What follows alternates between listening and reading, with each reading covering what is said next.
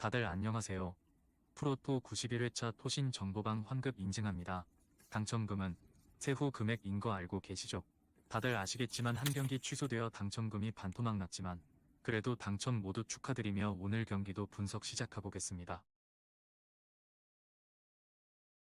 금일 첫 번째 경기 로리앙 대 리옹 분석 시작해 보겠습니다.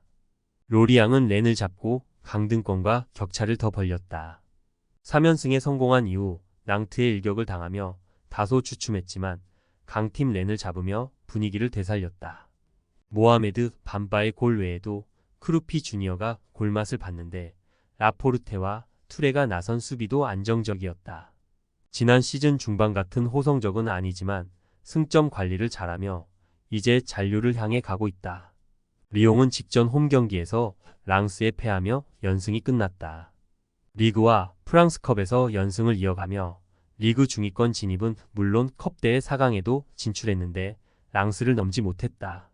또 그 경기에서 측면 수비수인 나일스가 퇴장을 당하며 이 경기에 결장하는 악재도 있다. 그래도 클린턴 마타가 공백을 메울 수 있기에 베스트 11을 구성하는 데는 문제가 없어 보인다. 접전을 본다.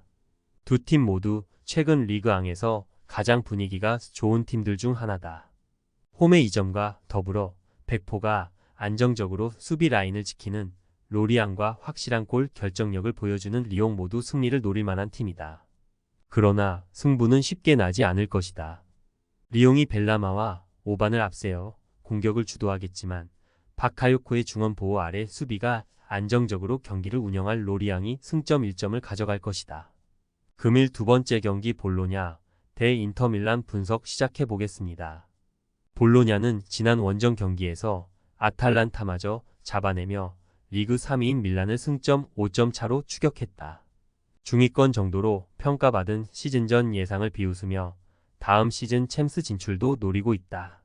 밀란 원정 무승부 이후로는 리그 6경기를 모두 승리했는데 공수 밸런스가 대단했다. 지르크지는 최전방에 나와 10골을 뽑아냈고 프루어와 퍼거슨의 중원은 인테르의 그것에 못지않다. 인테르는 화요일 경기에서 다소 고전했지만 제노아를 잡고 리그 선두를 굳게 지켰다. 한때 유벤투스의 추격을 받기도 했지만 15점 차로 앞서며 리그 우승이 유력하고 다음 주 중에 아틀레티코 상대로 무승부만 기록해도 챔스 8강으로 갈 수 있다. 부상 중이던 마커스 티랑도 돌아온 풀 전력이기에 6연승의 볼로냐 원정에서도 공격적인 축구로 승리를 노릴 것이다. 인테르의 승리를 본다. 볼로냐는 오솔리니와 에비셔 등이 최전방과 측면을 오가며 상대 수비를 잘 공략 중이다. 그러나 바렐라와 프라테시가 3선을 책임질 인테르 상대로는 원하는 경기를 하지 못할 것이다. 라우타로와 산체스가 빠른 발로 상대 측면을 공략할 수 있고 티랑이 제공권 장악으로 해결할 인테르가 승리하고 볼로냐의 연승 행진을 가로막을 것이다. 금일 세 번째 경기 아스날 대 브렌트포드 분석 시작해 보겠습니다. 아스날은 셰필드 원정에서 대승을 거두며 리그 선두인 리버풀에 2점 차로 접근했다. 최근 흐름만 보면 리버풀과 맨시티보다도 더 좋은 모습인데 4경기에서 21골을 뽑아내며 허용한 실점이 1점에 불과하다.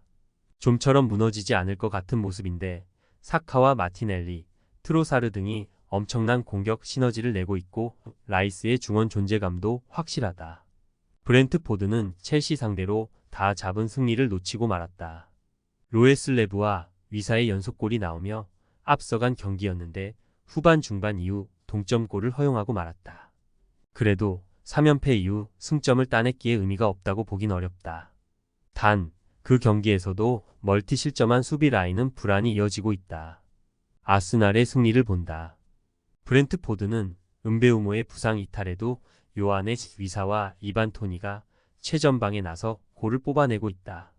그러나 경기력 기복이 큰 야넬트와 네르고르의 중원 조합으로는 라이스와 웨데가르트의 중원을 감당하기 어렵다.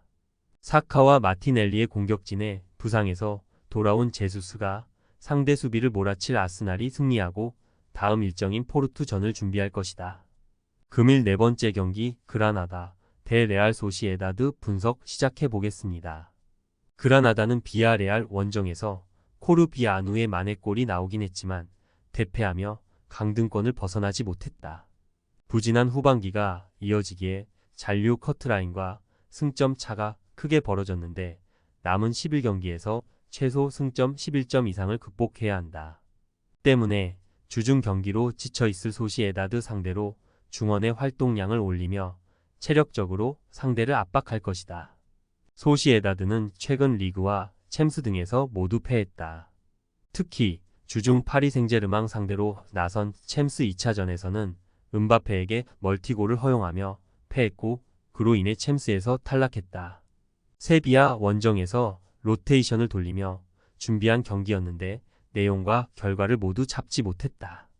그라나다의 승리를 본다. 소시에다드는 코파델레이 준결승 탈락에 이어 챔스에서도 탈락하며 최근 팀 분위기가 크게 추락했다. 또 주중 경기에서 메리노와 쿠보 다케후사, 르노르망 등 주축 선수들이 모두 풀타임을 소화했기에 체력적 부담이 큰 원정 일정이다. 우주니와 펠리스트리가 경기 내내 공격적으로 상대 수비를 몰아칠 그라나다가 대열을 잡을 수 있다. 금일 5번째 경기 브레멘 대 도르트문트 분석 시작해 보겠습니다. 브레멘은 쾰른 원정 승리 이후 두 경기에서 승리하지 못하며 상위권 추격에 실패했다. 리그 최하위인 다름슈타드전을 비롯해 일정이 무난했는데 상승세를 이어가지 못했다.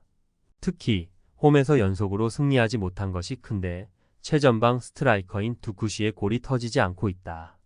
이 경기는 강팀을 상대하기에 강점이 있는 수비 위주로 경기를 운영할 것이다. 도르트문트는 다음 주 중에 호벤과 챔스 16강 2차전을 앞두고 있다. 그러나 1차전 원정에서 무승부를 기록했고 홈 일정을 앞두고 있기에 굳이 이 경기에 힘을 뺄 이유가 없다. 산초와 아데에미 등 빠른 발로 상대 수비를 무너뜨릴 윙어들을 비롯해 케인, 기라시와 함께 리그 최고의 스트라이커인 필크루그를 앞세워 공격적으로 골을 노릴 것이다. 도르트문트의 승리를 본다. 호펜하임에 패하며 다소 주춤하긴 했지만 다음 경기에서 우니온을 완파하며 다시 분위기를 끌어올렸다.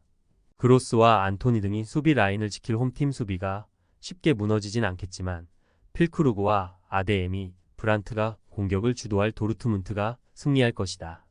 금일 6번째 경기 트벤테 대 스파르타 로테르담 분석 시작해 보겠습니다. 트벤테는 연승에 성공하며 4위권과 차이를 유지했다. 알크마르와 아약스 등이 최근 승점 추가를 잘하며 추격 중이지만 최근 5경기에서만 승점 12점을 추가했기에 쉽게 잡히지 않고 있다. 우갈데가 팀을 떠난 이후 다시 주전 스트라이커로 올라선 반 볼프스 빈켈이 확실한 마무리를 하는 데다 스테인과 사들렉의 중원 경기력이 대단하다. 로테르담은 지난 라운드에서 4위팀인 알크마르에 패하지 않았다. 팀의 중원 에이스인 페르스 에런이 결정적인 골을 넣었고 안정적인 수비가 추가 실점을 하지 않았다. 단 사이토와 미토 등 팀이 큰 기대를 걸고 있는 일본인 듀오의 화력은 다소 아쉽다. 그들의 경기력이 올라와야 라우리센이 더 자유롭게 최전방에서 기회를 노릴 수 있다. 트벤테의 승리를 본다. 로테르담은 공격 전개는 물론 상대의 중원 공세도 저지할 키톨라노와 페르스 에런의 중원이 있다. 그러나 호벤 중원보다도 좋은 경기를 하는 트벤테 상대로 점유율을 가져가긴 어렵다. 블랙과 라치의 측면 화력 속의 반, 볼프스 빈켈과 보아두가 기회를 노릴 홈팀이 승리할 것이다. 토신 최종 조합은 영상 아래 고정 댓글로 말 걸어주시면 토신 정보방에서 무료로 공유해드립니다. 제발 손해보면서 토토하지 말고 다같이 웃으면서 즐겁게 베팅합시다. 함께 하실 분들은 부담 갖지 마시고 편하게 말 걸어주세요.